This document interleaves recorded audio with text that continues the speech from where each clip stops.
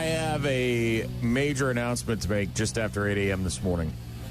Well, this is a personal Brian announcement, it must be. This is a Brian-only announcement, and it is coming up just after 8 a.m. this morning. I highly recommend you stay with us or you make a comeback. Does it have anything to do with your fire pit? This is coming up just after 8 a.m. It has absolutely nothing to do with my fire pit. It doesn't. No, but I do have to get in touch with Chuck because Chuck's back. The pavers and everything are in my yard, and they're just waiting to be put into the pit, and then we'll have an operating fire pit. But yeah, a whirlwind weekend for yours truly. Very, very busy, and I have a major announcement just after 8 a.m. this morning. You taking a nap today? Is that the announcement? No, I am planning on that. I figured. But no, that has nothing to do with that. We've got bad news, happy music to get to a little bit later on. We're going to talk about snacking. We got dogs and cats living together. Mass hysteria. Hopefully you all had a nice Father's Day weekend and enjoyed yourself and your family and however you wanted to spend that, and that you had a good day. A little bit warmer this week than it was last week. Still real nice, though. In the mid to upper 70s. I haven't turned my central air conditioning back on yet. I haven't gone that route, but saving money. Still not too bad in the house. We maybe have some rain on Wednesday, but otherwise looks like we should stay mostly dry for a good portion of the week. 4th of July right around the corner. Very excited about that. Fireworks and grilling out. Celebrating America's 250th. Can't wait. My wife actually bought fireworks this weekend. Like, we went to Menards, and, they got the row of stuff, like the kind of like the crap, like the impulse. The summertime stuff, yes. Well, the impulse purchase aisle there before you go around the corner and you get to the, the laundry detergent or whatever. Yeah. Anyways, yeah, she just, I had already gone around the corner because, we had we were going to get birdseed. She wanted to get some Swiffer things or whatever. So I thought we were on a mission, like just getting these couple of things. But then I'm past the laundry. I'm past the batteries. I'm almost to the gloves. And I turn, and she's nowhere to be found. And I'm looking at her, and she's picking up fireworks. I am not prepared to handle it. I don't know what's going on. I was always the fireworks guy. I'm always pushing fire and explosions and burning things up. And usually she's like, no, we got to get My wife is terrified of fires. Terrified. Had to cajole her into getting a real Christmas tree when we first got together because she was terrified it was going to burn the house down. Now she's getting smoke bombs and I don't know if it's old age or menopause or what's going on, but my wife is excited about blowing stuff up.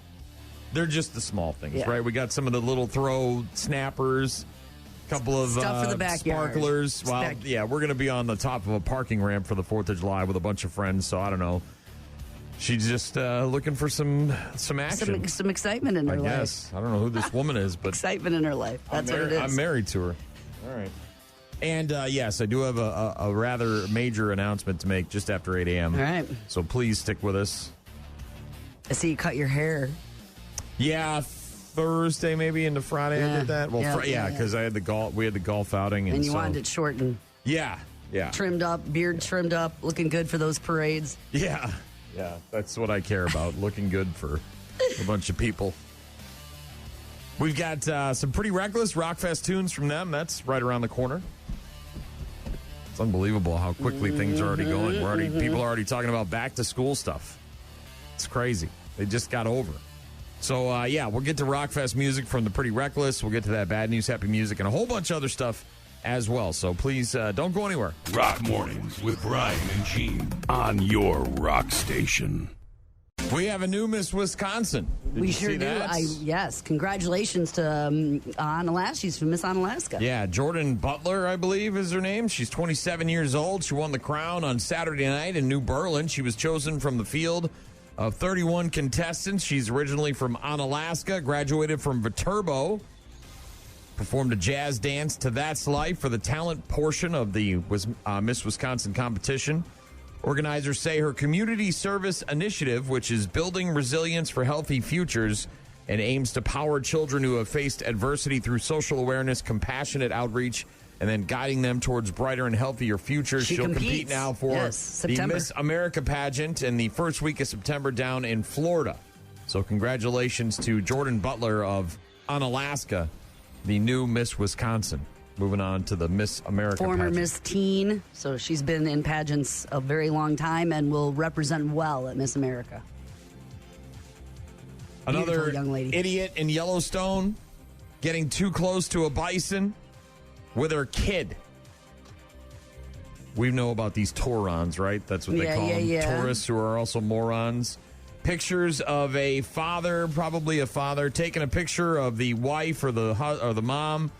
The buffalo is just kind of laying there, and she's about maybe 5 to 10 feet away from this thing, got her fingers pointed up in the sky with her baseball cap on, and then the next photo, you see the kid standing right next to the mom. Little, I don't know, maybe 4-year-old kid with his arms or her arms raised above her head, and yeah, more idiots. Taurons of national parks, always on the lookout for videos and pictures, people being idiots, getting too close to the wildlife. Now we've got a mother and a child posing in front of the bison. She's got her back towards the animal. And she's putting her fingers on top of her head to mimic the horns of the resting bison. Seconds later, she encourages look at me. Small child to move closer to the huge beast and join in the pose and the picture taking. Very cringy, hard to believe. But people getting out of their car, walking right over to the bison. The bison didn't move or do anything, but it wouldn't take but a swift second for that thing to get up and trample the two of these, and you almost wish it had. These people need to learn their lesson. Don't get out of your car. So it just went after them, and then they're all going to be okay? Is that what happened? The person filming can't believe their eyes, saying, maybe the worst I've ever seen. Not the kid, no, no, no, no. National Park Service advising tourists to stay 25 yards away from the animals that are deemed non-violent. That list includes bison, elk, and other creatures that tend to be relatively docile. Obviously, when it comes to bears, wolves, and other apex predators, they say don't go anywhere near them. But even 25 yards seems really close. This woman was maybe 5 yards away, 5 feet. Elsewhere in Iowa, a news anchor apparently quitting on air. Did you hear about this guy? Well, you know what? I saw that headline and I didn't delve too far into it, but had it with the reporting style. Is that? Yeah, apparently unhappy about the news and how it's sanitized, and it apparently, feels like maybe he was a little handcuffed with his news reports. Well, got emotional. I'll try to get through this. Well, before we go this morning, I have an announcement. Today is my last day here at KWQC TV6. I have chosen to step away from the news industry. Before I say goodbye, I just want to say I hope every one of you that's allowed me to be a part of your mornings know just how important that I have taken this job. How much it means to me that you've trusted me these past few years to bring you the news in the morning. I promise you I've given you everything I have. I've never tried to be perfect or what many think a newsman is supposed to be, but I have always done my best to be transparent, bring you the facts, and I've always been myself. I've loved being able to provide a public service to this place we all call home, the Quad Cities. When it comes to this job, all I've ever wanted to do is report on the issues that really matter. I've always believed that we, as a local news station, owe you, the viewers, the best that we can do, because without you, none of us would be able to do this job. I also believe that we, as a local news station, have to be more than trends or sanitized news because it makes people feel uncomfortable.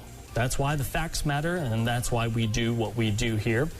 We have to take people out of their bubbles and comfort zones and make them think about the world we all live in. And this is a bittersweet goodbye. Yes, I'm looking forward to my next chapter in life, but it's not easy to say goodbye. The hardest part of this job for me is the realization that I won't be working with Jenna anymore, because she isn't just the greatest co-anchor on the news desk, but she is the greatest co-anchor in life as well. Yeah, this guy, Dustin Nolan is his name, and he worked for KWQC in the Quad Cities in Iowa, and announcing live on air Friday that he had chosen to step away from the news industry in itself, not just to quit his job, but to get away from news.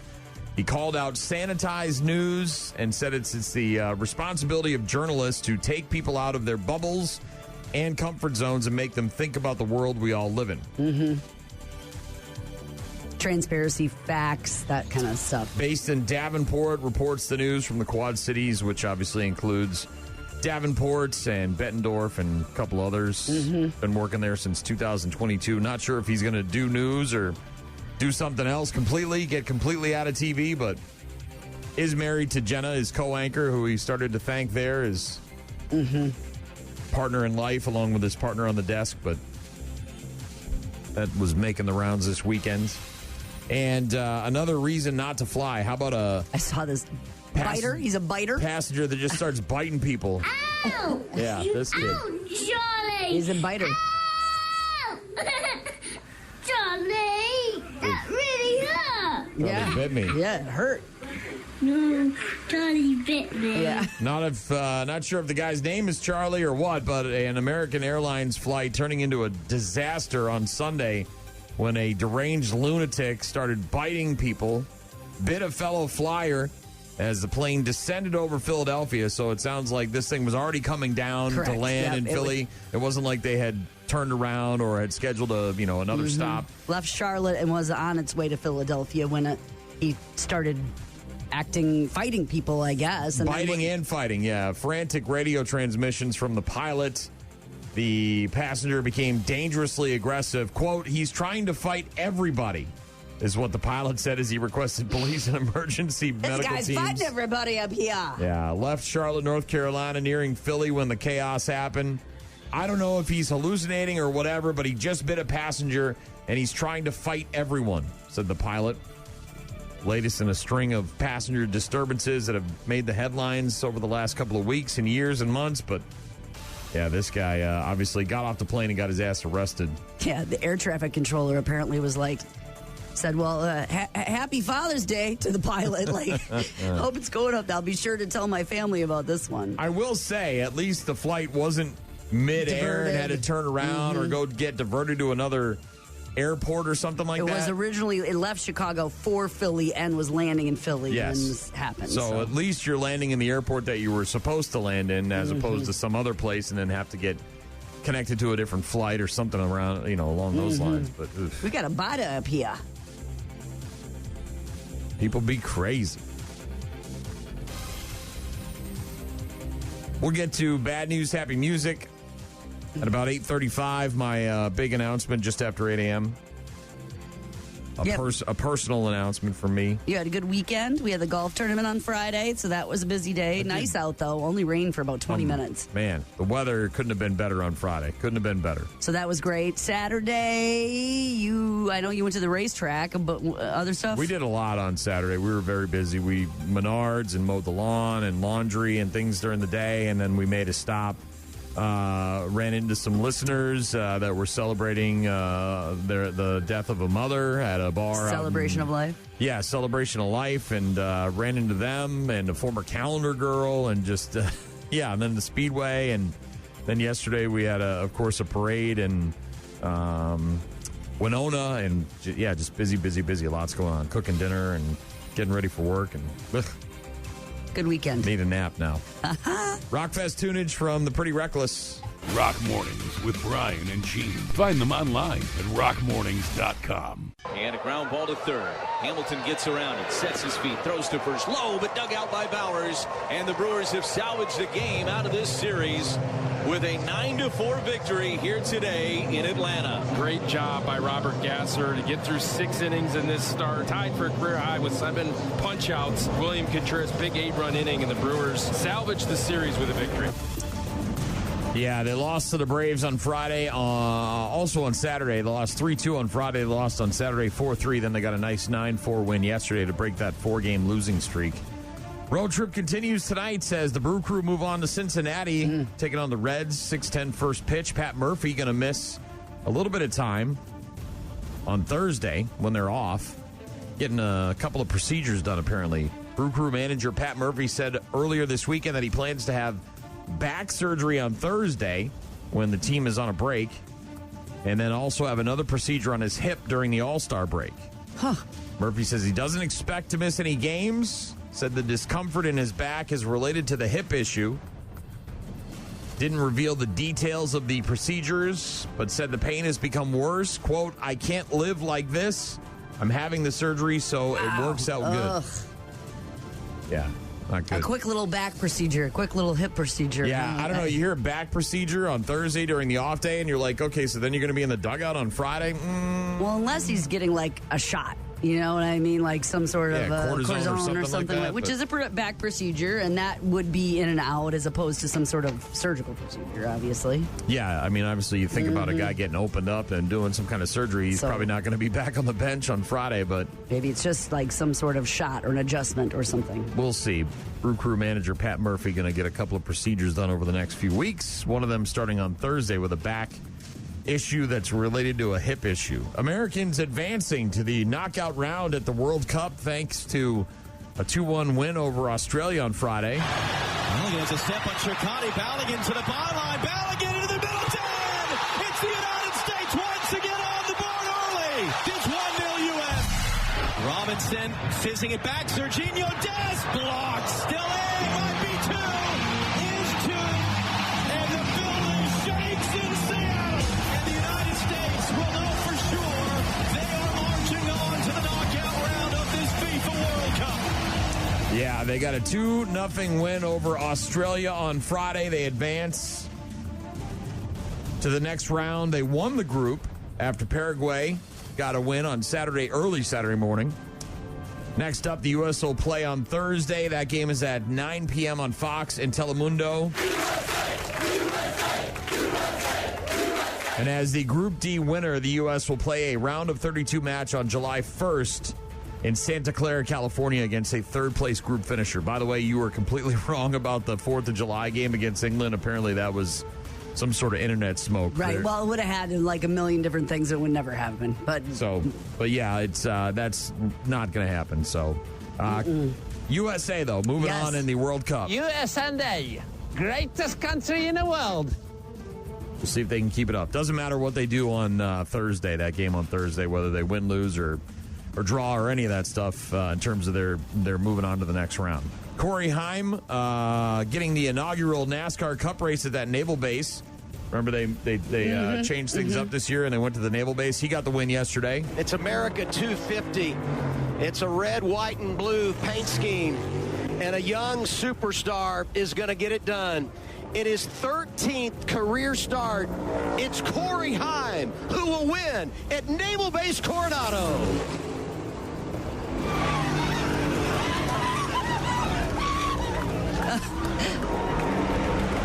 That's going to be one right there. That's one. Yep, his first one of his career and his 13th start. The 23-year-old part-time driver was the 2024 Truck Series champion, who will now move into full-time racing in the Cup next year with 2311. He led the final 3 laps after he got first place from his teammate Tyler Reddick, and the guy who normally dominates, Shane Van Gisbergen, he was involved in a wreck, and he had won 7 of the last 8 races, right. So he was easy money if you were betting, but Corey Haim gets the win. And Wyndham Clark also got the win at the U.S. Open, his second U.S. Open victory. He, of course, last year, I don't know if you remember, but he was beating up the lockers last year. Out of frustration and anger. He had to apologize for smashing the lockers at Oakmont Country Club. They're 121-year-old lockers. That doesn't sound like something you do at a 120-year-old country club. Missed the cut last year at the U.S. Open. This year, though, he captured his second U.S. Open title yesterday after nearly squandering his 6-stroke lead on Sunday in the final round before he held on for a 1-stroke win at 4 under par. Clark became the 9th wire-to-wire winner in the U.S. Open history with a closing round of 3 over 73. Saw his lead get down to 1 stroke. But then after Sam Burns narrowly missed a couple of putts, Clark won. A lot of fans not happy, obviously, that he won. They didn't like him after what happened last year. They were kind of booing him. They had to kick one guy out for heckling him. And he stayed the course, though. Got the victory, Wyndham Clark. A lot of emotions out there. They had one caddy get replaced by a son of the father that was golfing, kind of unbeknownst. Wyndham Clark's dad took a red eye to fly up after his kid was, doing really well in the U.S. Open. So surprised him when he got there for Father's Day. And, yeah. A lot of emotions on the golf course. Oh, yeah. Sports on Rock Mornings with Brian and Gene. We'll get to some Chevelle in a bit. You can find all of our contact info on the website, rockmornings.com, if you want to get in touch with us. Looks like it's going to be pretty nice this week. High temps in the mid to upper 70s. Speaking of the golf course, we had our tournament. We had a charity tournament that we were at on Friday. The tournament you were talking about this weekend, I know a lot of dads probably got on the course for Father's Day, and this week looks good for golfing weather as well. Brian in Colorado says, good morning, everyone. I call the tourists here parasites, but Taurons works as well. Yeah, that's what they call them on the internet, Taurons. Tourists and morons put together. Yeah, if you're going to get out and get that close to a bison, whatever happens to you, you kind of earned it. Stay in your vehicle. You could just do like the selfie with them behind you. I saw one where a motorcyclist had come to a stop and the bison was like right next to him and kind of sniffing him and just the guy's like leaning like this, like, please don't kill me. Yeah. Chevelle coming up in a bit. Rock Mornings with Brian and Gene on your rock station.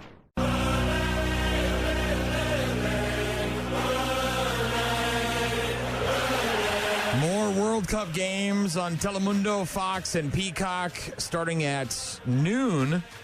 You've got Argentina and Austria, France and Iraq at 4 o'clock, Norway, Senegal at 7 p.m., and then Jordan versus Algeria at 10 p.m. World Cup soccer continuing in America and North America, and you've got the U.S. moving on. You got the Tartan Army moving on. They're leaving Boston, heading to Florida, I think, for the next round of games for the Scottish team. Man, they're really doing a lot. I mean, not the just them. Boston Globe took out a full-page ad thanking them. They posted a bunch of sappy, syrupy, sweet stuff thanking Boston and the police department especially for letting them do their thing and being welcoming and not trying to, be too overbearing when it comes to, the drinking and all the other stuff. We heard about all the bars apparently doing 3 times the business that they do on St. Patty's Day. That's what my point was going to be. They, not just the Tartan Army. It's everybody everywhere, but they're really not just going to the soccer games. They're really embracing and spending tourism dollars. Yeah. Going on tours, going to see places, traveling, rental cars. They're really making a whole of it. It's not just they have their hotel and they're going from there to the soccer. You know what I mean? They are really spending money in these communities, like all over the place. The video I saw this weekend that was really cool was Allie the Piper. Have you seen her? She does bagpipes. She's kind of one of the famous bagpipers in America, travels around, does, shows and events and stuff like that all across the country and the world. She went there to be with She went to Boston and played Shipping Up to Boston at like the fan experience for the Tartan Army, and while she was playing, they're out there singing along, and it's just the only thing that would have taken it to the next level is if the drop kicks had actually come out while she was on stage. But that was a video that was all over social media this weekend. But yeah, the fans are moving on to new cities to check out their teams now that the groups are moving around and the games are moving around. But World Cup soccer continuing today, starting at noon with Argentina and Austria. Find those games on Telemundo, Fox, and Peacock. Fallon is new tonight with Reese Witherspoon and Zoe Dutch and Robert Smigel. The rest of your late night shows are in repeats.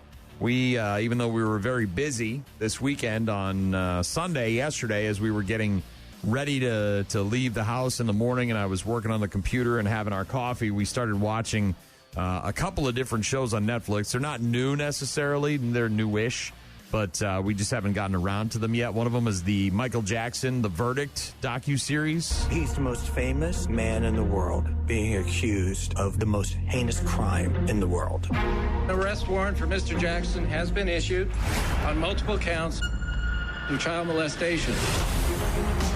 Michael Jackson's trial has finally begun. I walked into what looked like a circus. We believed he was a criminal, and he was able to get away with that because of his fame and celebrity. Michael said, how do innocent people leave the courthouse? They let the whole world see them. This was a man who was unique in his talent, skill, and accomplishment, and unique in his victimization of children. Yeah, so this is from the 2005 trial, shortly after the documentary, the Martin Bashir documentary came out about Never Never Land, and where he admitted to sleeping in bed with all these kids, and the sheriffs show up, and they crash his house, and they go through, and it's already kind of a weird... We've only gotten one episode in, and I kind of fell asleep at the end, but there is a 3-part docuseries on Netflix called Michael Jackson, the verdict. Trial notes, new interviews with jurors, journalists, and prosecutors, defense attorneys, archival footage.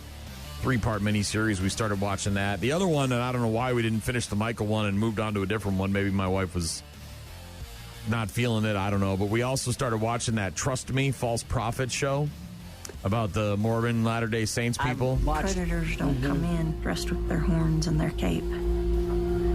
They come in dressed in their suit and tie. Are you a prophet? I would be a liar if I said I wasn't. In the aftermath of Warren Jeff's incarceration, the FLDS has really been fraying and fragmented. Sam Bateman saw himself being an heir apparent to Warren Jeffs. We're following a false prophet, and he's leading us right to hell. When we moved to this town, we thought, well, maybe we could do a documentary of these FLDS people because they're so stigmatized. And that's how we met Sam. Seeing Sam with all these females is concerning. But there were rumors that he was married to the children. So we got an idea. If they let us film, spent more time with them, and developed a relationship with them, maybe we would see what was really going on. So, a woman who used to be a Latter-day Saints Mormon, one of these fundamental of the FLDS church or whatever, apparently she left and she went to be like a beauty queen and sort of a moved on for years, had children, had a life, and then came back and tried to help. And this is after Warren Jeffs went to jail for being a pedo, and now they got a new pedo who's pedoing all the kids and marrying off girls to other guys, and they're all just a bunch of sick, disgusting pedos. And it's she called infiltrates, gets trust. Trust Me, False Prophet. It's good. I mean, it's eye-opening and good.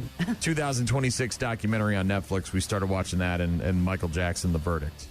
Every time I see one of these things about the FLDS people, it's just like, how do we let these people continue?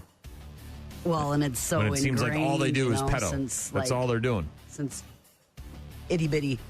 We watched 2 movies this week. First of all, we went yesterday to Disclosure Day as a family. Oh, you finally went, huh? For Father's Day. Father's Day and clickety-clack, clickety-clack. They're clickety-clacking. Are there aliens? It was good. It was good. It was maybe not exactly what I was expecting, but it's more. I mean, it's Disclosure Day, right? So it's more about. I mean, the whole story is about getting the word out about the fact they're trying to whistleblow. Yes, and people are trying to stop them. Correct. That's basically the entire movie is them trying to get this information to the public. Good acting. I thought it was good. Maybe not the ending I anticipated, but regardless, it was a good movie, and we had fun and a nice watch on a Sunday afternoon for Father's Day. The other movie we watched was Friday night after we got home from the tournament. Yeah. Sat outside for a little bit, had a cocktail, ordered some to-go food, and watched Song Sung Blues. Oh, the movie about the Neil Diamond tribute band out of Milwaukee that played by Hugh Jackman, right? Yes, and Kate Hudson in the 70s and 80s and 90s. Yeah, so Lightning Blue, I think. Lightning and Thunder. Lightning and Thunder was the name of the band. They were based out of Milwaukee, and they were a Neil Diamond tribute couple. And Hugh Jackman plays the guy, and who plays the... I think it's Kate Hudson. Kate Hudson, yeah. Okay. And I loved it. Really? I loved it. And I didn't go into it. I mean, it was like, hey, what do you want to watch? I've kind of heard about this movie. It's newer on Netflix. You want to watch it? I loved it. All right. I don't know what I was expecting other than I knew that. It was a tribute band out of Milwaukee. What about it did you love? Well, it was... How many musical numbers are there? I mean, I'm sure it's a ton of music, right? A lot of There singing. are a number of them. But it's not like a full performance, right? It's just sort of... No, it's like pieces of different shows that they did. I don't know. It's kind of a love story. It's kind of unique. I thought she nailed the Wisconsin accent without being trite or overboard, like Fargo-ish. You know, It wasn't too much, but it was enough to know where you are. Yeah, bag, you're in the Midwest. Got to go to Quick Trip, get a bag. It was a milk. I thought it was I just thought it was good. I just thought the whole movie was good, and it was worth a watch. And it just Song Sung Blue. Song Sung Blue. I liked it a lot. I'll have to check it out maybe based on your recommendation. I really was surprised at how much I did like it. I thought, this is fine. I'm very tired. I'm eating some food. It's Friday night, and I surprisingly I liked it a lot. We watched recently. We watched 2 newer horror movies. We went and saw Backrooms at the theater a couple weeks ago, and it's one of these. It's okay. It's okay, but it's, again, I'm just a linear guy, right? I like a beginning, I like a middle, and I like an end. And I like a final end. Even when Michael Myers disappears from the backyard after he shoots him off the balcony, I still like the end because I know there's a sequel coming. Kind of why I didn't like Disclosure Day at the end. I don't like movies where it's sort of open-ended and there's, and you got to kind of think. I don't want to think about it, bro. I'm like, I got enough stuff to think. I just want to have. Feed me the ending, please. Yes, I want to have a nice, nicely bagged up, put it in the trash can afterwards. So even though it was a good movie, Backrooms, and it was weird and unique and interesting, I just didn't enjoy really the ending part of it. We did watch another one recently. It's called Hokum, Hokum. It stars Adam Scott. And so he goes to this kind of quaint little British or Irish inn. I did hear about this where one. His parents apparently had their honeymoon. And he takes their ashes there to spread the ashes around this giant oak tree that he's got this picture of his mom next to. And he's a writer, and he's kind of a dick. Actually, he's a really big a-hole in this movie. And he shows up, and he's mean to everybody, and he finds out that there is a witch that is... Is it a witch? There's a witch that's captured in the hotel. And, of course, he's a non-believer and all this stuff, but then... one of the wait staff from the hotel goes missing, and so he then becomes obsessed with trying to find her, and he ends up in the witch's room, and all hell breaks loose. Speaking of obsession, the sleeper hit of the summer, huh? Obsession, that's the next one we're going to try to watch. We tried to watch it last night, but it was a cam version. Box office just goes like this constantly. It was a cam version, and those are hard to watch because they don't get the light right, and people are talking throughout the movie. But yeah, Hokum we enjoyed, so 2 thumbs up. Got a text from Hammy. Said, I absolutely agree. Great movie. Must be talking about Song Sung Blue. I just, I had no expectations going into it. I'm like, how good can this be just as a tribute? I don't know. I really liked it.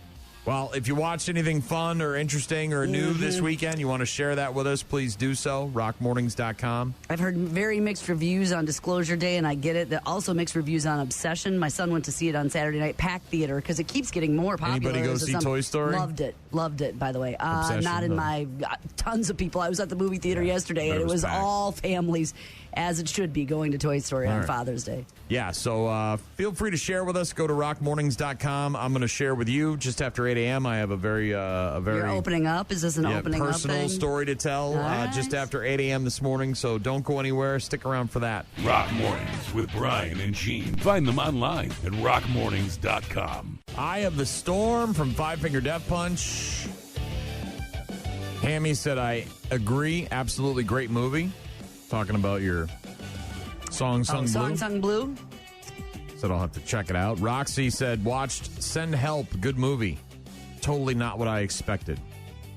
It's one where the woman... works for him. Yeah, and the plane crashes, and then they end up on the island. She's got to...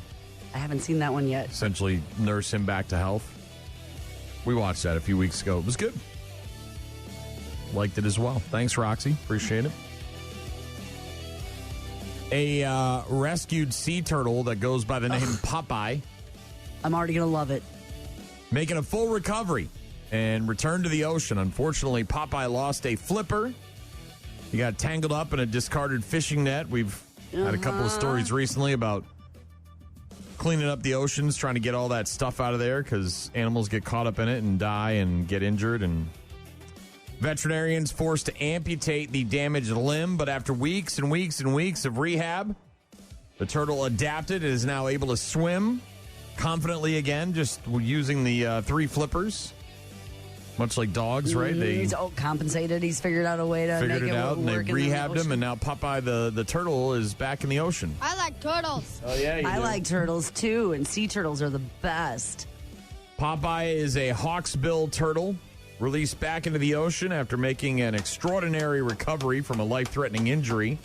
This is in Costa Rica. Last month, Popeye was in their care at a veterinary's office. Devastating injury to his front flipper, being severely entangled in a discarded fishing net. Damage to the flipper was catastrophic, and despite their best efforts to save the flipper, no way to save it. They determined the amputation was the only option. Stabilized with fluids, medication, intensive monitoring. And once he was strong enough, they carefully removed the damaged bone and closed the wound, gave him the best possible chance. Unfortunately, Popeye's story is just one of many of turtles and other sea life that get caught up in these fishing nets. And now that Popeye has been rehabbed, he went right back in the ocean. And they said, safe travels, Popeye. We didn't get a chance to stop there last year, and it would have been cool, but there was 5 of us, and it was a ticketed facility. But there was a sea rescue hospital, I guess, on our way in Florida last year when we were down there. And you can go in and look at all the turtles that they're rehabbing and learn about their facility. And a portion of your ticket goes to help them do what they do. But it's a whole facility just to rescue and save and help. Very cool. Injured sea turtles. There's a guy in Louisiana who works as a shuttle bus driver at a resort, Elmer's Island Refuge, near Grand Isle. And apparently he shuttles tourists and vacationers to parts of the beach and wherever they got to go. And I guess he was dropping off some people, and he saw another family that was struggling in the water. And he ran in and saved them. I'm coming back from dropping them off. They started jumping, flagging me down. The waves were crashing over their heads. It was a rough sight. She drifted out pretty far. I was telling her to go with the current. I don't know. They were exhausted. I didn't want them to run out of energy. So I'm just stay calm. There's this thing I call absolute focus. And I activated that in my mind. Yeah, he locked in, and he was able to save those people. His name is Jordan Matthew, working at Elmer's Island Refuge near Grand Isle in Louisiana. He was dropping off a group of visitors from Oklahoma at a remote section of the beach. On his way back, noticed some people frantically waving him down. Got there, saw what was going on, and just ran in. Young boy had become trapped in a strong current. In an attempt to save him, a woman believed to be a family member went in right after him, and she got caught up in the current as well. Got riptide. At the same time, another woman that was swimming nearby was pulled into the dangerous water. None of them could swim, apparently. I'm not sure why you go in the water when you can't swim, but people do stupid things. No life jackets or nothing? He said they were bobbing under. The waves were crashing over their heads. It was a rough sight. This guy doesn't have any lifeguard training, by the way. He just knows how to swim and had to do what had to be done. Reached the boy first, brought him to a safer area, then guided the first woman back towards the shore before then going back for the second woman who had drifted further away and was fighting exhaustion. Encouraged the third woman to remain calm and conserve her energy. After he swam out to reach her, he grabbed a hold of her, brought her back to shore, even carrying her over his shoulder for part of this rescue. Yeah, all 3 people made it safely back to shore before emergency responders arrived. Again, if you don't know how to swim, don't go in the water. You can get swept up real fast. Doesn't take much. You walk off the side of a... Oh, and... And next thing you know, you're in water over your head, and the current will drag you out, and you're done for. Usually there's signs that tell you how to attempt to get out of a rip current, but if you can't swim and you're in water over your head, you ain't getting out of anything. And the waves are crashing, Louisiana Department of Wildlife and Fisheries thanking Matthew for his heroic actions, crediting his decisive response with saving those 3 lives. And we actually kind of talked about this last week. Organ donation, right? Yes. Talked about someone saving several lives, and then they had a graduation party for her. And her organ recipients came and celebrated with the family. They all kind of stayed in touch. And then you kind of brought one of these things up, actually, and it just sort of happened again. A bride honoring her late father. Walking down the aisle, escorted by the man who got her father's donated heart. 2 families staying connected. Yeah, these are... With letters and phone calls and text messages 10 years after her father passed away. This guy's still walking around with her dad's heart beating in his chest. She invited him to take part in her wedding, and during the ceremony even placed her hand on his chest to feel her father's heartbeat again. Ugh. Yeah. Crazy. Amazing.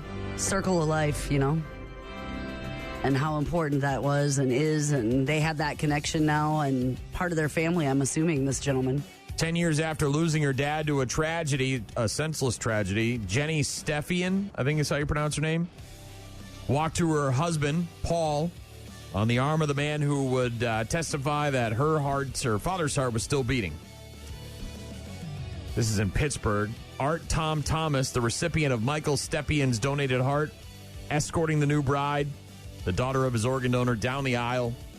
She's beaming. Moments later, they, of course, get married, and oof. He said, if you'd like, when I give you away, you can place your hand on my chest and feel the beat of your father's heart. Good stuff. Ugh. Right? Going to talk about cats and dogs. We've got some in our house. You've got a bunch in your house. Couple of each. Got a couple of each. Just the one cat. I don't think Mr. Cricket would like any more cats. They don't like them at first, but eventually. Yeah. And my wife already struggles to keep up with the litter box with the one cat. I don't think we could handle another cat, because now we got to talk 3-4 litter boxes, and 2 is already too many. I hear you. No, I get it. Open up the bedroom door and all 4 of them are staring at me yesterday. Time for dinner. Time for dinner. Where time you been, for dinner. woman? Time for dinner. All 4 of them staring at me. Rock Mornings with Brian and Gene. Start your day with Rock Mornings. Dogs and cats living together. Mass hysteria. Cat in the wall, eh?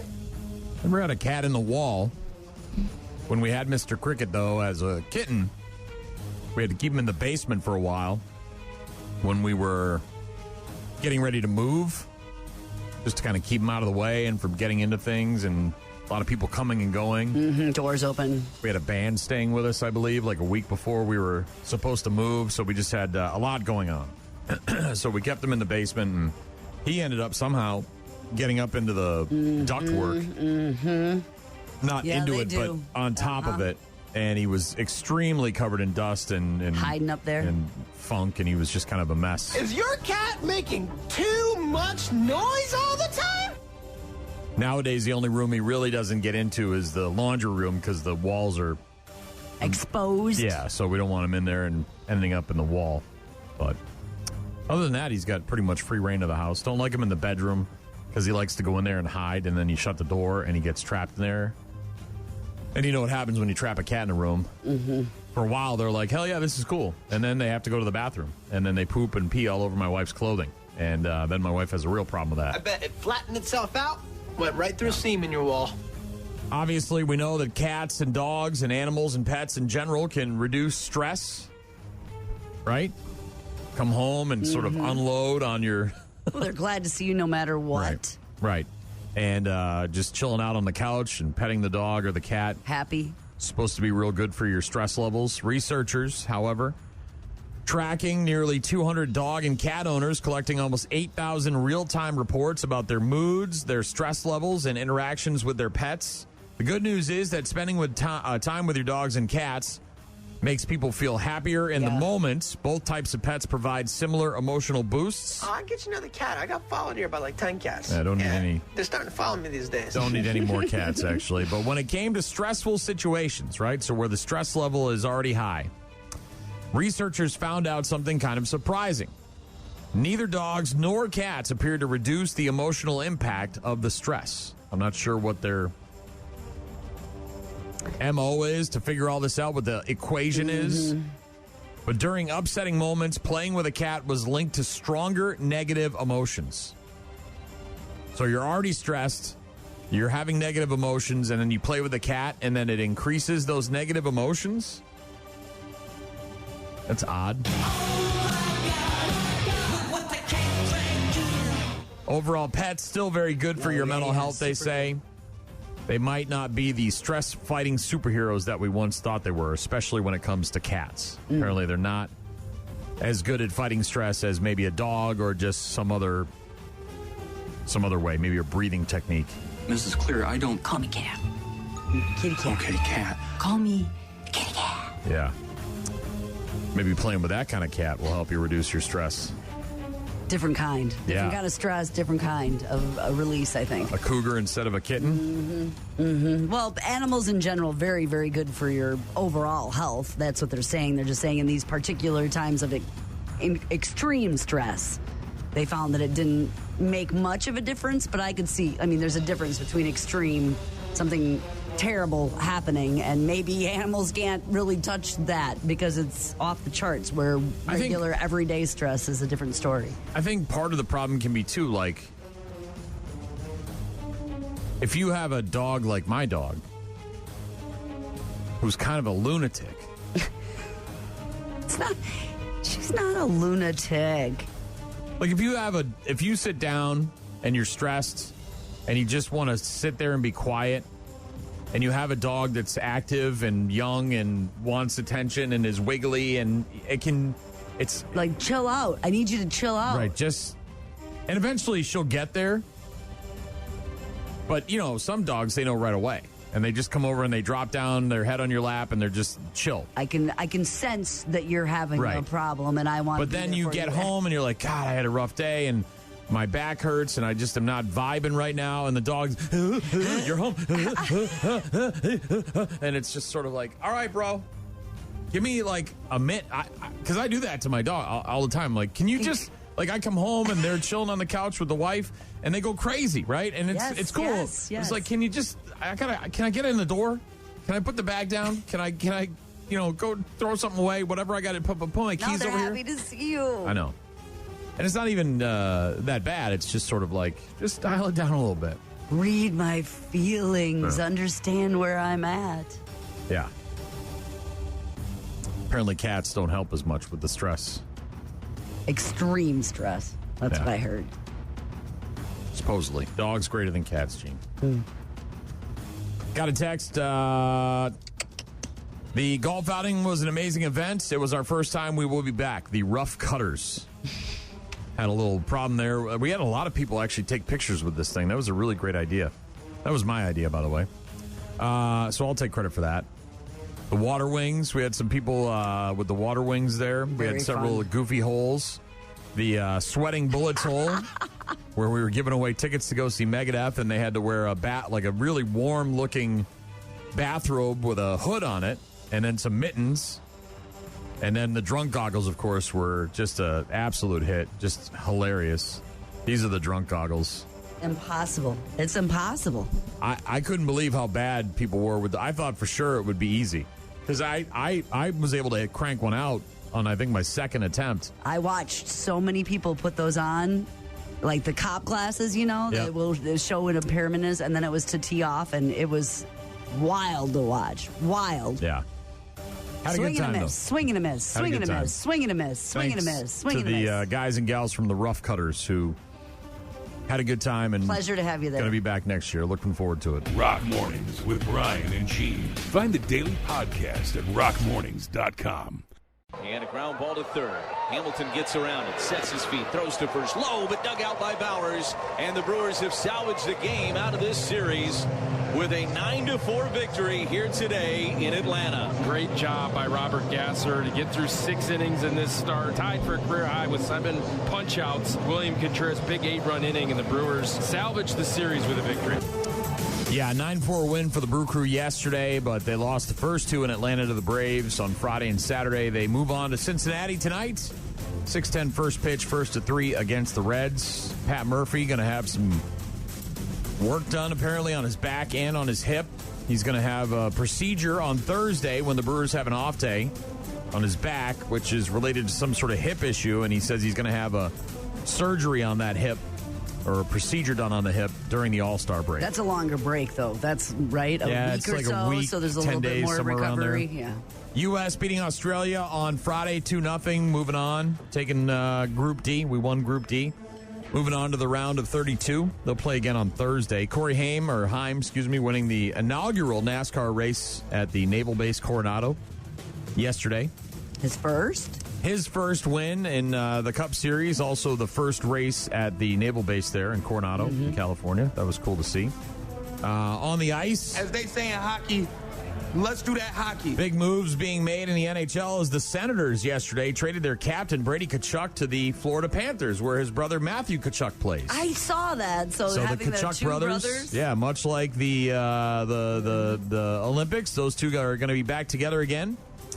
The trade, which both clubs announced, includes Ottawa landing both of the Panthers' first-round picks in this coming Friday's draft, the number 9 choice and the number 25 selection that Florida got from the Kraken, as well as a 2029 first-round pick, which is top 10 protected. So, Ottawa Senators trading Brady Tkachuk to the Florida Panthers. Where his brother's waiting for him? Yeah, those dudes are going to tear it up.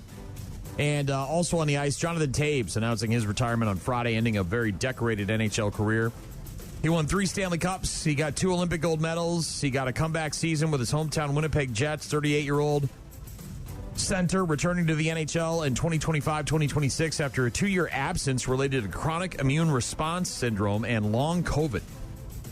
So, yeah, rough end of his career there, but then able to get back on the ice. He recorded 11 goals and 18 assists while appearing in all 82 games for Winnipeg last season. He says, I have to say I'm satisfied, I'm fulfilled, I'm so thankful and grateful for the career I had. Elsewhere, former Olympian, a guy named David Hearn, who was a canoeist, apparently arrested for allegedly vandalizing the reflecting pool, which has got everybody up in arms. Oh, is this? Okay. Boy, I sort of heard something about yesterday, and he was arrested for it? Yeah, so he was arrested for allegedly vandalizing the Lincoln Memorial Reflecting Pool in D.C.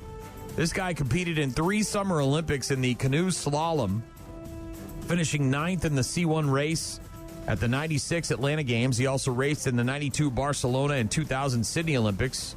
He won 6 consecutive world championships in the C1 team competition from 79 to 89. Also got 2 individual titles in 85 and 95. He claimed that he reached into the pool to touch a piece of the peeled-off paint to see what it felt like. After that, U.S. Park police officers arrested him and charged him with a misdemeanor of destruction of government property. He said, quote, I didn't vandalize anything. I didn't destroy or break or peel anything. By the time I realized what was going on, I was being put in handcuffs. They say he was trying to move one of the hoses that's supposed to be draining the pool and the algae and all that stuff and was vandalizing. And yeah, I think there's more and more people showing up and protesting and jumping in the pool and doing stuff to the pool. Last night before I went to bed, I had heard it was up to 5 different people had been arrested with connection to potentially. Well, he's one of them.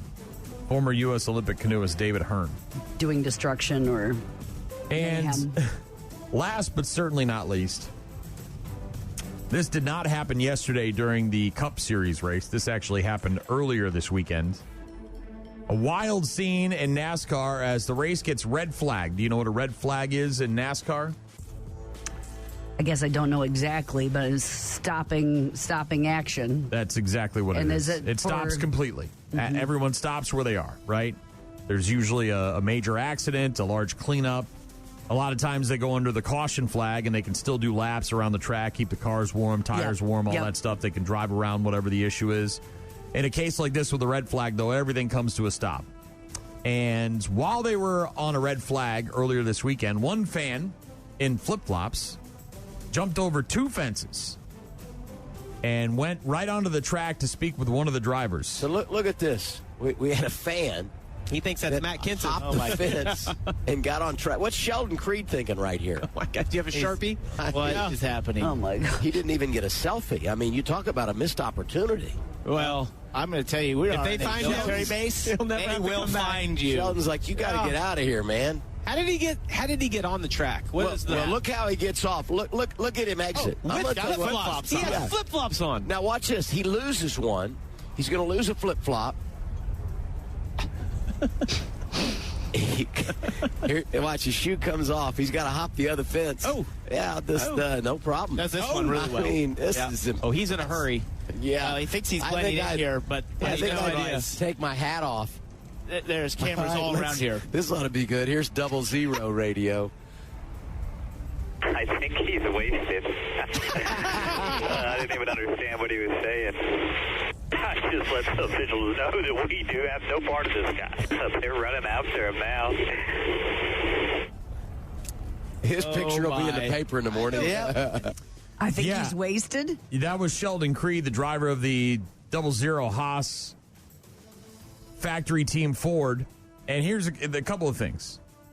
Number one, they have to build this track. It's on a naval base, right? So it's not a track in existence. So the walls are different, right? Mm-hmm. So when there's when a crash occurs, unlike the safety walls, right, which are meant to take these impacts, these tracks that are built like this, they have to go and they have to repair them, right? And it can be kind of arduous and take a forklift or all the moving parts and pieces. So it takes a while. So they red flagged the race. They're sitting in turn one. This guy.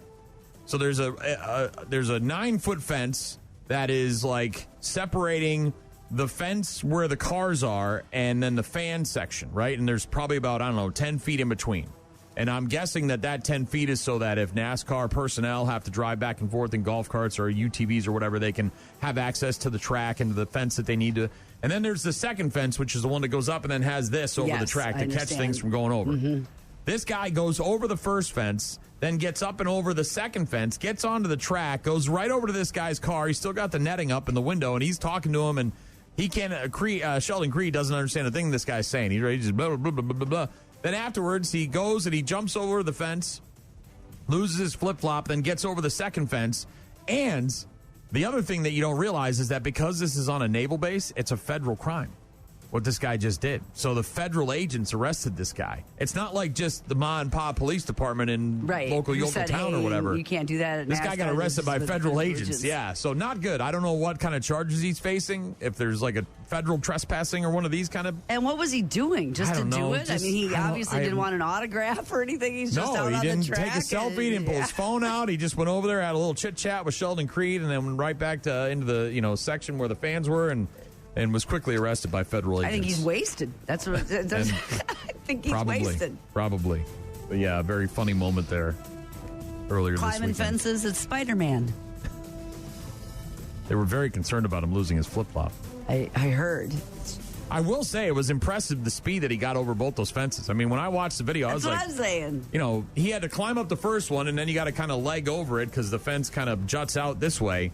But that second one, he jumped up and was over it in one hop. I mean, it was pretty impressive. Walks right up to the car. Yeah. I think he's wasted.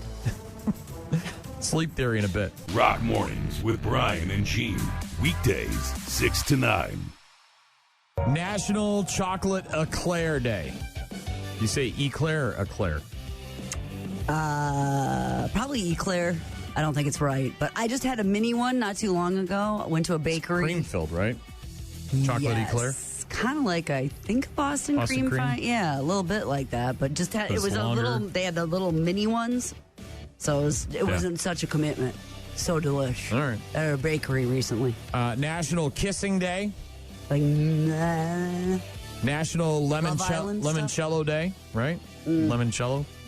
It's like a palate cleanser type shot that you do, right? Italian dinners. Very Italian. National Onion Ring Day. I don't know what's going on, but much like the fireworks thing, my wife is eating onion rings now. And she never did? We've been together for almost 20 years. My wife has hated onions since day one. She won't eat them. We have to order things without onions. When I cook, I got to make things without onions. I love onions. I could eat all the onions. I know, and one of your favorites is onion rings. And I love onion rings, and now she's in on the onion rings. So now I have to share onion rings, which was always a go-to for me, right? I would be like, hell yeah, I'll get the onion rings, and I don't have to share. I won't have to give her a bite. You know what I don't like doing? I don't like sharing. You know what I love? I love onion rings. It was like two of my favorite things together. I don't have to share, and I get to eat all the onion rings. Now she's like, hey, I was just wondering what kind of batter that one has on it. I'm going to give that one a try. Now I'm this guy. What, the look on your face? I have to look at my onion rings and count and be like, how many am I going to let this woman eat? There's, 1, 2, 3, 4, and one of them's really tiny. It's barely counts as a ring. Take the small ones, right? Yeah, the ones that don't. barely counts as a ring because it's like that. I got to sneak onion rings. Like when she's not looking, I got to throw a couple. And you're on a mission to find the best onion rings. I don't know if I'm on a mission, but I certainly enjoy eating onion rings. Unfortunately, when and this is, I'm not trying to be mean or anything like that, but there's a way you like restaurants have to order their food from somewhere, right?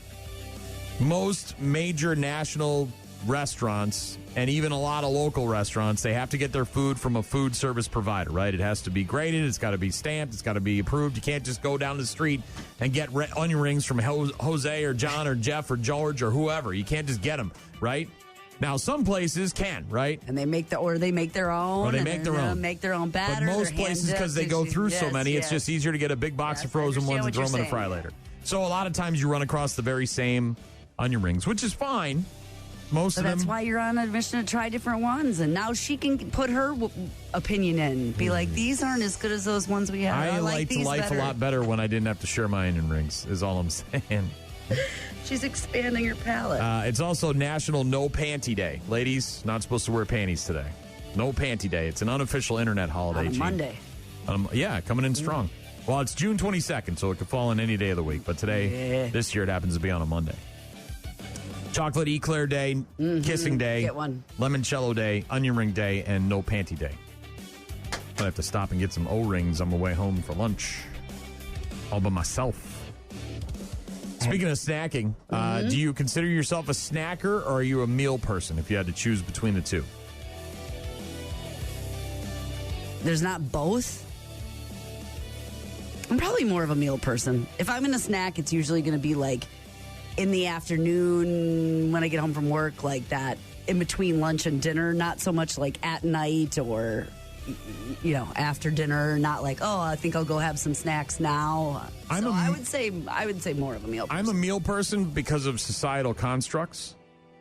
You're sort of like taught from a young age, 3 meals a day, breakfast, lunch, and dinner, right? They kind of, and now that I'm older, I would much rather just sort of snack throughout the day. I know lots of people who have that smaller and they have it every 2 hours and they don't necessarily sit down they don't meal plan for supper. I'll have a banana and a bag of chips and then maybe in a couple hours I'll eat those onion rings. And then a recent survey of people asked them whether they're a snacker or a meal person. And surprisingly, 21% of people in this survey said they are a meal person, which means 79% of people consider themselves snackers. This fat bitch know about all the new snacks before they even hit the street. All the bootleg snacks. The year 2000 snacks. Yeah, go tell me the other day, talking about Cupcake got a new Twinkie coming out next month. It's a bad mother. When you bite into it, cream filling shit all in your mouth. Glitter. Thanks, Day-Day. 53% of people. Snackers. 53% of people in this survey say they have no shame in eating an entire bag of chips in one sitting. Are we talking like a family size, or are we talking like one of these little fun a snack size? That's supposed to be one. I bet this is how many? I bet this has got 2 servings. I bet it's got 2 or 3. Actually, serving size is 1 package. Okay. There we go. So that can't be what they're talking about. I don't know, man. Sometimes that's like goes in your lunch or whatever. You know? But sometimes you get and you know how much air's in those effing things? You open it up. A full size bag of chips. I'm not talking family size. I'm talking like a regular bag of chips. And you could go through that. Oh yeah, easily. I have to mentally say, dude, like, you don't want the wife coming home and being like, wasn't there a bag of these? Oh, yeah, I ate them all. I ate the whole bag of barbecue. Well, and chips. I lived with a guy who did that. He ate all the Oreos in a day. And I was like, where did that? There's 3 things. Here? Is there the whole row? 53% of people in this survey about snacking say they have no shame in eating the entire bag. I would have a lot of shame. I don't have any problem doing it. But I would have a lot of shame after and be like, God, what did we just do? Dude, I ate that whole bag. I also feel like you get to a point where you're sort of like, do I really want to just leave this much in the bag? I might as well just finish it. I might as well just cap it off. It's sort of like the ice cream situation. No, I know. You open the ice cream and then you're like, well, if I take 2 scoops, then there's barely going to be 1 scoop left, and nobody wants to eat less than 1 scoop, so I'll just finish it to help everyone else. Right? I do get you on the ice cream thing, because at some point, what's the point of leaving this in the container? Exactly. Nobody's going to open that and go, oh, good, there's exactly a half a scoop left for me. My wife will do that with dinner, like, oh, I'm full, and then there's like this much of a chicken breast in a container. I'm like, it's like 2 bites. Just finish it. Be a little more full. Then there's no leftovers. 39% of people have gone entire days without eating a real meal, just eating snacks.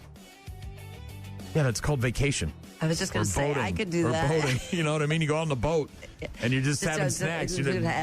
Half of this and some of that. Or you're camping or something like that. Well, camping usually comes with a grill and maybe some burgers and dogs or whatever, or some kind of steak. But yeah, it's some sort of vacation-y type thing. 18% of us have lied about what we're snacking on so we don't get judged. Like, I was having broccoli as opposed to cookies. I ate the whole row of Oreos. On average, people snack 4 times a day. Yeah, I suppose. Morning, noon, afternoon, maybe like evening, right after dinner. And 60% of us have a secret snack stash in our house. I'm guessing most of these people have children, and that's the reason why they have to hide them. Or it's a bag of chips you keep from your spouse. 6% of people in this survey about snacking have a snack stash that we've hidden outside of the house, so in the garage or in the car. My grandmother was she was like a sheriff when it came to the sugar in her house. She was just like a warden. She had it on lockdown. And that's part of the reason I hated going over their house, right? Not only did they get me clothing and books and learning stuff for Christmas every year, they never got me toys, but they had a thing about sugar. And there was just nothing had sugar in it. Everything was sugar, and they're trying to be... So he would hide his sugar? And I'd be like, Grandma, you're trying to be healthy because you're going to die soon. I'm trying to be a kid and eat sugar and snacks and treats and cookies and Twinkies. And they had no sugar. That? And, these are the people that lived through the Depression, right? So she had the tea bag that she used 7, 8, 9, 10 times. She'd have it on the counter, and I'd be like, why do you have this tea bag? She's like, well, it's still good. I can make another cup of tea with it. But my grandfather, they had an old chest freezer out in the garage, out in like the barn where they park the lawnmowers and stuff like that. He had ice cream trees hidden underneath. She knew about it, but she let him have it. She just pretended like she under the deer meat or whatever. Yeah, so that's where I would go when Gramps would want to cajole me and doing something. He'd be like, "Let's go get some ice cream." Get a fudgesicle? It's out here. Oh, it was never that. It was just always. But yeah, nothing wrong with having a little snack stash outside the house. I don't think I. You must have hid stuff when the kids were around. I mean, Christ, my parents locked them up. They put a lock on their door and locked them up because I was drinking all the sodas and eating all the chips. My mom would hide pop on us, too. She hid pop. That was a real thing. Nothing else, I don't think. I don't think I ever have. No? No, I don't think so. I have put notes on them, like, leave this alone. This is for me. Don't eat this. Mom only. But I don't think I've ever hid it. I've just labeled it. Snacks, though. Whole bag of chips, huh? Yeah, it's not really that hard, I suppose, if you sat down dedicated. You know what we should do? Maybe tomorrow. I'll bring in like a bag of chips. Oh, I'm sure if we weigh it. You mean ounces and how much and then we'll get one of the small bags and you dump them out and you look at it and it's like, that's really not that many more chips than the one serving bag. Yeah, and you get into a movie. I mean, think about a popcorn bucket, right? I you was get just the popcorn thinking bucket, about it because we had one. And you're watching a 2.5-hour movie, and you're just jamming handfuls of popcorn in your mouth, covered with butter and whatever kind of. And we got candies yesterday too. Yeah, it's not that hard. And then you sit down with a bag of chips, and you're watching a 2.5-hour movie. You're a half hour in, and half the bag's gone. You're like, I might as well finish strong. You know what I mean? Like, who wants me to leave this few chips in here? I got a whole hour and a half left of this movie. What the hell am I going to do with that? Coming up in a bit, I have a major announcement to make. I will do that shortly after 8 a.m., so please don't go anywhere. Rock Mornings with Brian and Gene. Find them online at rockmornings.com. Coming up in a bit, bad news, happy music. Read some more texts and emails as well. But first, a personal announcement, Gene, from yours truly. All right. You said something about this earlier this morning. Yeah. And I feel really bad about this. I physically assaulted someone this weekend. Was I there? Was it Friday? No. And normally I don't feel bad about mistreating people. Well, what'd you do? Well, we got it? Yep. Okay. I don't know if you remember my condition on Friday when I dropped you off. Yeah, we had been at the golf tournament all day, and then you guys were going to possibly get some burgers. You hadn't really decided exactly what you were doing for Friday night, but you were ready to... I wasn't in rough shape, but I had definitely enjoyed the afternoon on the golf course. We had a great day on the golf course. You were out in the sunshine all day long. Fresh air, a lot of fresh air. My social meter had kind of run out. You'd been talking to people all day long. Right. We'd done the program I got up on Friday for the golf morning. tournament. Yep. I was up. Yep. I was at. I was awake at 1 o'clock. Yep. And then we hit the golf course all day long out in the fresh air. I'm doing all the people stuff. I'm cajoling. Talking, yep. Rubbing elbows. Right. All the stuff. Right. Being Mr. Friendly guy. Right. The guy. Breaking balls. Doing all the stuff. Got home. Got something to eat? No. Oh. Text from my guy Josh, City Meat Market. Yeah. Let's go out. let's go out. We're going downtown. I'll meet you at John's. Okay. Get downtown. He's like, we're over here at the Helm. So we went to the Helm, Hooked had up a with drink them. or two, Mhm. maybe a shot or several. They just got my favorite liquor in recently. Baron Jaeger, you ever had it? It's a honey liqueur made by the people who make it. Yes, and I love it. yes. They just they're like one of the only people in town who have it. So I'm ripping through shots of that. Well, then we go next door, across the street, one of our favorite watering holes. I had certainly had too many and was ready to go home. Outside all day long, up at 1 o'clock in the morning. Very yeah, peoply. Very peoply. I'm still in a good mood. I'm still vibing. I'm Everything's- with my guy. I'm yeah, with my having a girl. good I'm with my time. wife. Having a good time. I go to the restroom. My wife is sitting at the bar. I walk into the restroom. I do my business. I wash my hands. I come out of the restroom. And as I'm walking up to the bar, I'm sort of glazed over, right? Like a donut. Not really looking peripherally. I'm just You're sort of just like, because there's a bunch of straightforward. people. It's like 6 o'clock on a Friday night. Yep, The bar's got it's packed. people, the lights coming in from the windows, so I can't really see everything. And I did one of these on my wife's butt. Yeah, okay, I understand. Wasn't my wife's butt. I physically assaulted a female. That wasn't my wife. Was she sitting next to your wife? Yes. Oh. Now, long hair also, like from the back. You could. I honestly, I don't remember very much about the hair. I just remember the shock and horror when it turned around, when she turned around and it wasn't my wife. So it wasn't a slap. It wasn't like, look, like a little tickle. It was more of like that little tickle on the butt cheek to let your wife know you're there, right? Like, hey, I'm back from the bathroom.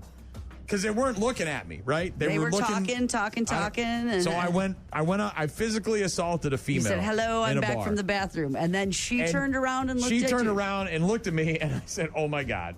And I spent literally the next half hour telling her how sorry you she were. laughed and thought it was funny, and she was very nice and all that stuff, and she was very cool about the whole thing. Honestly, the boyfriend was there. He showed up. He's like 7 feet tall, a younger guy with one of them young guy mustaches, so I knew I could take him if I had to fight him. But even in my current state, I was like, I could kick this guy's ass if a physical onslaught occurs, but right? Why would you? You were in the wrong. You got to defend yourself, right? I'm not going to let some guy with a wispy mustache beat me up in a bar. That's just not going to happen. He was cool about it. And then they realized who I was, because this girl, I'm going to take it a step forward. This girl works for one of our clients, a person who advertises on our radio station, actually a very large client of ours. And she knew who you were, and so she was, and we got to talking, and I bought him drinks, and I bought him shots, and I was very apologizing, and I was this and that, and I was trying to explain, and I didn't even, and it's like, and of course I'm probably drunk as hell, and I'm just rambling. Right, and I'm like, oh my God, and I can't believe this, and blah, blah, blah, blah, blah. And then come to find out, like through the conversation, right? Everyone's okay, everyone's cool. And she's definitely not the kind of girl that wants to, look. You overstepped your bounds. Well, I didn't grab her outright or go for one of the, thankfully, it was very mundane when it comes to the assault. I mean, it could have been a lot worse, because I have, and those your wife was right there, and it was all, and she was laughing, and it was good. And thankfully, my wife didn't get on me for grabbing the wrong woman. Like, what the hell are you doing? You don't know your wife from another late? Like, it was just one of these honest mistake type things, right? I just kind of went up and did one of these, and again, it was to the backside. It was on a stool. I was very, it almost was hip rather than cheek. So anyways, found out who she was, found out who she works for. Apologized, got it all cleared up. The next morning, the owner of this business, who I'm friends with, and his red hair, sends me a text with a picture of them two together. What did you do to my employee? So embarrassed. I bet you were. So we showed up out there. It was their 5th anniversary, and we said hi to them and apologized yet. And she was, again, very Took forgiving. It all with But boy, oh boy. Tongue in cheek. Total egg on my face on Friday night. I was so embarrassed. This isn't a public situation like that, but we have a great story in our family, because one time years and years and years ago, we went to stay at a cabin with some family members, and my brother's wife at the time got up in the middle of the night to go to the bathroom, and then came into the bedroom Mike and I were staying in. Wrong room. Got in bed on my husband's side and snuggle a Spoon with him. Got his arms all the way around. Spoon her legs up underneath and snuggled right in to my. And I'm on the other side, and my husband's like this, right? Wakes me up, Gene, and I turn to the. He goes, "It's Beth. What do I do?" And she snuggled, fall asleep, locked in, all up against his trying to make him rear submit. end. Oh yeah. Was she naked? No, no. But was he? Because I sleep just naked. his underwear. Well. So anyway, we woke her up and told her she was in the wrong bed, and to this day. Oh yeah. Watch out, Beth. Well, at least family. You guys are. This is some strange girl I don't even know. I don't even know her from Adam. I had no idea. And now every time I go to this place, I got to be like, oh, yeah. Well, God. now you do, yeah. Now I got to think. Mm-hmm. I physically assaulted a female this weekend in a bar. Accidentally. And I feel like a complete horse's ass about the whole damn thing. Sounds like you guys have moved on, so it's going good. I'm trying to. I can't. I mean, it's a guilt I'm going to carry with me forever. I feel like I should have a scarlet letter on my chest. Well, from now on, you'll make sure it's your wife. Dude, I'm going to be like... Yep. Doing one of these, making sure. Honest mistake, right? No? Yes. Could have happened to anybody? She had her hair in like braids, though, which is another thing that my wife would never do that. But who the hell? I don't look at your stupid hair. What the hell do I care? I'm going for that butt. She'd never do braids. No, I've never seen her. Yeah. I don't think in our entire relationship my wife's ever had braids. Yeah, from now on, you're going to make a double, triple check. Bro, it was so bad. Literally 20 minutes. And these poor people probably wanted nothing to do with drunk me, apologizing. And yeah, I felt like a complete idiot. Well, you made it good. Unbelievable. More bad news is coming up. We'll get to that in just a few minutes. Right now, it's Ice 9 Kills. Rock Mornings with Brian and Gene. More from Brian and Gene is coming up. Attention. There's news. After 40 years, they still can't find Jimmy Hoffa. That's what I'm talking about. There's good news. My family is making a grant to eliminate their student loans. And then there's bad news. I have some bad news. All the crazy shit happening all over the world, including Florida. Florida man bites dog to establish dominance. All right, y'all ready? Every weekday morning at about 8:35, Brian and Gene hook your ass up. It's bad news. Bad news. With happy music. Happy, happy, happy. Brought to you by Dahl Toyota. Here we go. Bad news, happy music. Brought to you by Dahl Toyota. This 85-year-old guy in #Florida got arrested for street racing. How old was he? He was 85. He was 85. Pulled up next to the stoplight and had like music playing and looked at the person and they looked at him. Not and then quite he said, sure how it all went down, but he was in a gray Nissan sports car and he was clocked at 110 miles an hour in a 45-mile-an-hour zone. So is there any reason you guys are street racing? Because you're 110 and he's 125. That guy, he swerved at me, and he shouldn't have done that. Okay.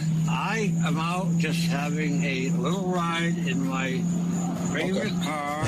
This old dude, I love it. Unfortunately, in Florida, they got the super speeder laws now, and he had big trouble. He apparently was also smoking a cigarillo. Like a cigar, cigarette thing. Yeah. So he told was police just, he was just having a nice little ride in my favorite car. 85-year-old man, William Bosworth, going $110 in a 45-mile-an-hour zone. Obviously wasn't going to win the race if the other guy was doing $125. Claimed on body camera footage he wasn't speed racing. He was trying to get away from the other driver. So the guy veered in towards me, and he shouldn't have been doing that. So I was just trying to get away from him. Choice except to go 3 times the speed limit. He's facing 2 charges of driving in a vehicle race and dangerous excessive speeding. Radar showed the red Corvette going $125 and the gray sports car going $110 in a 45-mile-an-hour zone. After he hit his lights, the deputy pulled over Bosworth, the driver of the gray sports car. He got a nice little smile on his face, too. And his mugshot, he's very happy with himself. Is he good?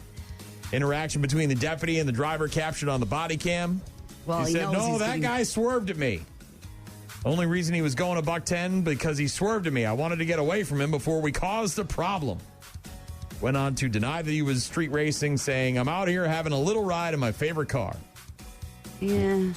Complied with the commands to get out, got the handcuffs, He's got not booked. going to be, he's not a controversial 85-year-old. He's not angry about it. He's just like, hey. No. He just, really wanted to go fast. Well, and I had to get away from that guy. In his gray sports car. I am Speed. Yeah. I'm also 85 years old, and I like cigarillos. Cigarillos? And driving my little car around. Yeah.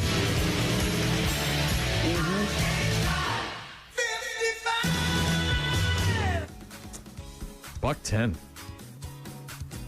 do you think is Sentra? Nissan Sentra? What do you think that is? I don't know what little gray sports car he's driving, but the other guy's going faster. Yeah, we talked earlier today about the Tartan Army moving on from Boston, following their Scotland team to a different town. Yep. And the Boston Globe taking out a big advertisement, a full page thank you. Yep, in their Sunday edition, thanking the Scottish fans for being so cool and fun and exciting, bringing the Tartan Army to New England.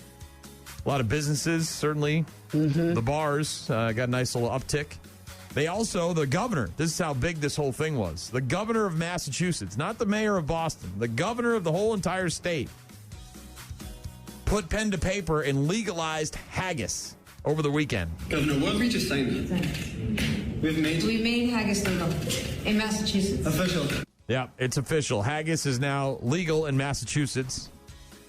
This is the stomach thing, right? Yes, where they take a bunch of I don't know meat exactly and stuff what and it they is, shove it in the stomach and they cook it in there. It's like a mince pie of some sort, right? Haggis has been illegal, by the way, in the U.S. since the 1970s due to federal food regulations relating to the consumption of sheep lung. Constitutes about 15% of the traditional haggis recipe. But simplified versions of haggis are sold in the U.S., usually chicken liver and ground lamb. A staple of Scottish cooking, served with neeps and tatties, the Swedes and potatoes, along with a bunch of whiskey on Burns Night, celebrating Scotland's 18th century national poet, Robert Burns. It looks like a weird... Does it look delicious? No, it looks like... terrible? Well, it kind of looks like a big giant bean. The shape of it, like a kidney bean almost. But that's the stomach where they cook it, and I want nothing to do with haggis, but it's now legal in Massachusetts. I don't know if they're still going to be... selling it. Symbolic. But a symbolic signing of the paperwork there in Massachusetts. They've made haggis legal in the state. Moving on to another one of my favorite subjects, Gene. It's the robots. They're still out there doing robot stuff. Or like in your home? No, this is a robot delivery bot. One of these little, autonomous vehicles that drive around and bring you your pizza and your chickens and your onion rings and lamb chops and whatever. This unfortunate incident occurred, though, much like the Waymo car driving through the police standoff where they had a bunch of suspects on the ground. This food delivery bot showed up in the middle of a SWAT situation. With food? Yes, a DoorDash food delivery robot called Dot the Robot. Yep, Dot's bringing some McDonald's or Taco Bell. Had a delivery in Chandler, Arizona last week, right where a SWAT situation was unfolding. This robot didn't pay any attention to the vehicles, to the officers, to the guns drawn, to any of it. The helicopters circling around and around, none of it. They didn't care. The bot just rolled right in, ignored police commands to get the hell out of here. Dot was clearly on a mission and didn't want to be delayed. I've got one task, and that's to get this food. And the cops didn't want to, do anything. They're yelling at this thing. It's not getting out of there, right? They're trying to conduct their... Can you put spikes? Is there road spikes for a robot? They ended up having to call DoorDash. The cops had to get on the phone and call somebody at DoorDash who sent a technician who then collected Dot and hauled it away in a truck. Come get this robot out of here. We're trying to do police work. This is a SWAT team. No word on what Dot had inside, what it was... what the snacks were. What the snacks were, the goodies were. No clue on what was happening with the SWAT operation either. It was apparently a weapons-related incident. So they're all there, weapons drawn, probably. It's also unclear if the suspects were the customers, the people that the SWAT were involved with. If they had called the robot in just to maybe get a nice little distraction. I see. Maybe they called up, distract the police, and we'll escape out the back. Your move, creep. Yeah, not quite sure. But Dot the robot had to be collected by it. Like, wouldn't the SWAT team just go out there and grab the stupid kick it robot? over? Yeah, just. I mean, you guys are big guys, right? With guns, you can go out there. I would think that they could just, dismantle it. Well, at least pick it up and move it. I'm guessing they don't want to. Yeah. Well, maybe the thing is every time we try to turn it around, it'll just keep coming back. Dead or alive, you are coming with me. Police spokesperson did say that no one on their team ordered a pizza. Not sure about the suspect in the house. Staying in Florida, the state of Florida, going back from Arizona to Florida, a pickup game of pickleball turned violent, as they do. This can happen. A woman assaulted a stranger she was playing with, hit him in the head with her paddle multiple times, causing several cuts and a large amount of blood. That wouldn't be the one who I would pick. That would be feisty at all. That would have trouble coming his way. It would hurt a lot. I can't imagine doing it to anybody. That is one of the people at the pickleball court saying they were shocked to find out that this woman was the one who assaulted the guy. Her name is Michelle Bannister. She told police it was necessary to stop a violent attempt to attack her son. Deputies say there was no imminent threat to her kid, however. Unclear how old the kid was, but he was old enough to play pickleball. The police believe that Michelle was enraged when the guy critiqued her son and his play. She apparently was arrested and charged with felony aggravated battery with a deadly weapon and false identification given to an officer. She gave the police a fake name, calling herself she did. Ayanna Lee. Lady, what are you doing? Twice before the officers finally figured out who she was and tracked her down. So, yeah, she obviously knew she was in the wrong. An alias and a pickleball all that. To the head. All that. Beat him up so bad he was bleeding out of his head over a pickleball game. These pickleball people, man, they take it way too seriously. She's very serious. And last but not least, staying in Florida again. A Florida man now facing charges after state troopers say he crashed his pickup truck on the highway and then tried to steal an emergency medical helicopter that had landed to treat victims. That's going to get you arrested. So he's in a car accident. There's people hurt. They call for a medvac, and then he gets inside of it and tries to take off? Yeah, he also claimed that he saw the Antichrist moments before the crash. So obviously there's a lot going on there. There's a lot going on there. Yeah. 2 victims suffering serious injuries in the wreck.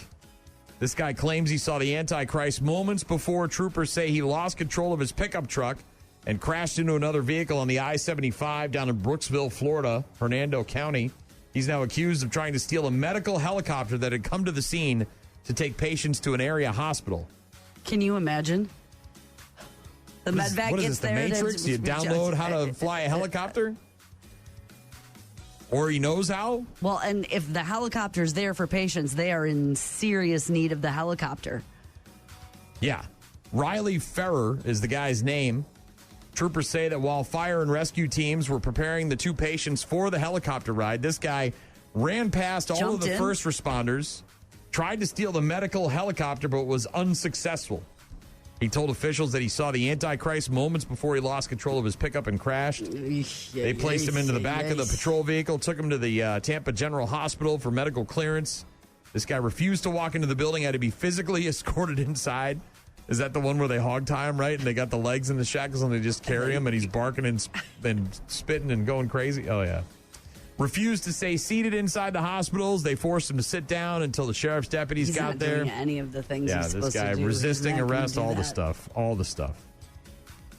Facing 3 counts of resisting without violence, 1 count of burglary of an occupied conveyance.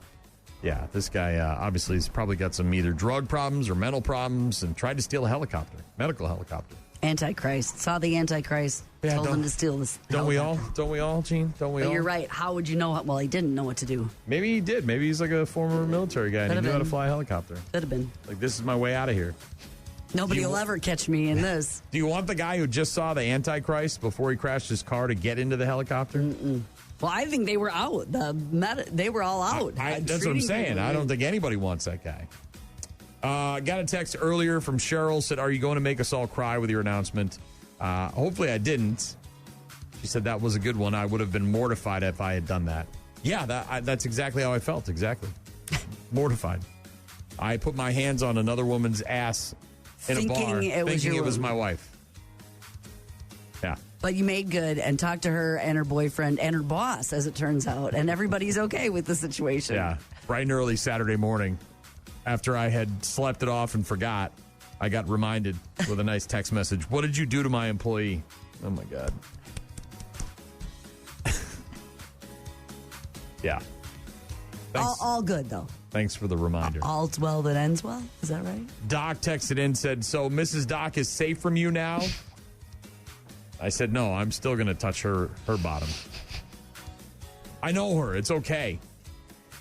This was a complete stranger. She had to introduce herself. Stranger. Had no idea who she was. To be honest, I didn't know who a lot of people were at that point of the night. Yeah.